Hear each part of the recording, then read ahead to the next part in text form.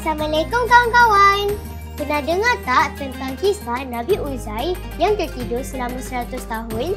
Nabi Uzair sedang menunggang kedainya dalam perjalanan ke sesuatu tempat. Rasa sangat penat, Nabi Uzair berhenti di sebuah perkampungan untuk berehat. Nabi Uzair mendapati kawasan itu dah musnah sebab diserang musuh. Bangkai bergelimpangan dan rumah-rumah hancur teruk. Beliau bertanya dalam hati, bagaimana Allah boleh menghidupkan sesuatu setelah kematian?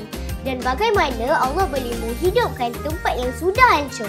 Tiba-tiba Nabi Uzair menjadi lemah dan Allah menghantarkan malaikat maut untuk mencabut nyawanya. Selepas 100 tahun, beliau dihidupkan kembali dan beliau terkejut kerana tempat tu dah berubah dengan cantik, dengan bangunan baru dan pokok-pokok yang segar. Malaikat menjelaskan kepada Nabi Uzair yang beliau telah terbaring di situ selama 100 tahun. Namun Nabi Uzair tidak mempercayainya. Malaikat meminta Nabi Uzair melihat bangkai kedai miliknya dan kedai beliau dihidupkan kembali dan barulah beliau percaya.